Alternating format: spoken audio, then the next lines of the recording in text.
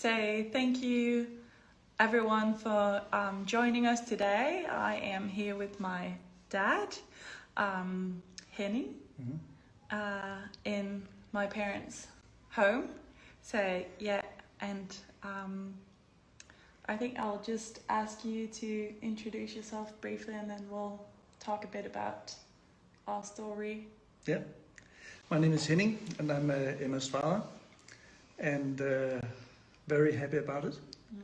And having Emma made us a family, and at that time, back in '96, many years ago, and I think that a lot has changed in infertility and how you deal with that, and all the options that have come up since we started our journey 25 years ago. But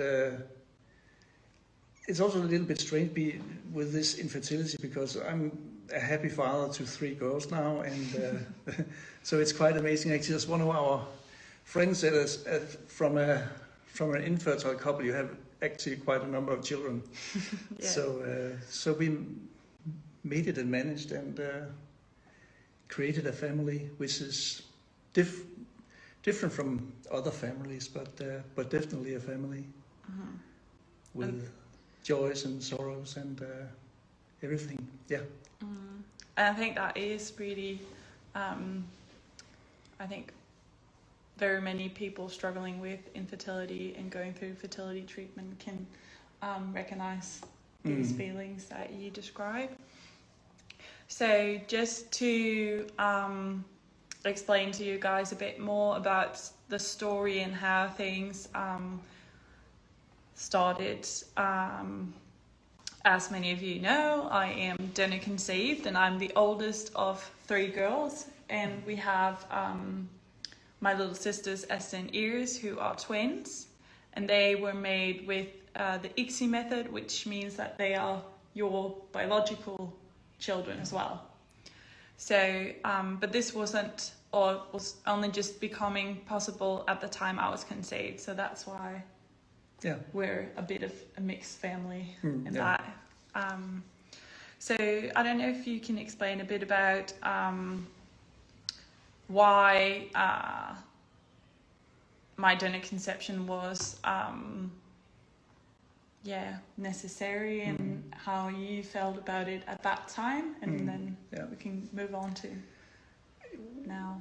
Well, at that time when we decided that we were going to have children, and realized that we would have a really hard time getting pregnant, and found out that I was the main problem, or the problem, then we looked on how can we manage, how can we deal with that. And we realized if we were going to have a child and either should be pregnant, then we would need to use a donor. And so I think it was not an easy option, but I think it was the only option. And I think that we're quite rational thinking people. So if we're going to have a family and Edith should be a mother and give birth to a child, then a donor would be the solution for us. And at that time, the ICSI method was just coming up and very experimentally in '95. And we decided that would be too experimental, and we thought that it would postpone our pregnancy wishes at that time. And then we decided to go for donor and just saying that we want to have a child, we want to have to become a family with children. So Emma is donor conceived, and then since we spent 6 years having our first child, then we thought that we should just move on rather soon after that. And then 2 years later, the ICSI method was established in Denmark, and then we decided to go for that. So I could also become a biologically father, but it's kind of important also for me. But the most important thing is that we could have more children. I think that we also thought that one child is fantastic, and 2 or 3 even more fantastic. So so that's why I think we decided for that option. Yeah. And so I think people would be interested in how you felt about using a donor. Was it something that you needed to think a lot about or put a lot of thought into? Was it a long process or was it quite fast? And also, I know that you guys were almost through with an adoption process because it wasn't, it didn't really happen the first time with a donor as well. So, but I think that it was kind of rolling along the process of becoming pregnant, and we ended up with a solution of a donor, and even with a donor it turned out to be difficult. And actually at the same time we was going down the donor path, or then we also signed up for adoption, and actually almost just needed to sign the adoption papers, and then Ida got pregnant with Emma, and then we stopped adoption. Then we just had Emma. So I think that it was part of a process where one road closed, and then you had to decide for another path. And that was the right path for us. And I'm really grateful for having the opportunity that we have the help from a donor.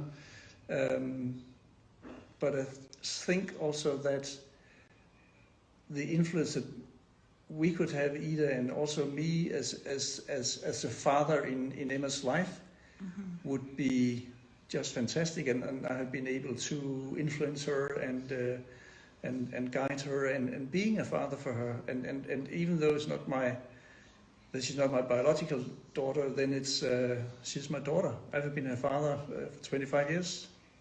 I agree. so yeah. Great.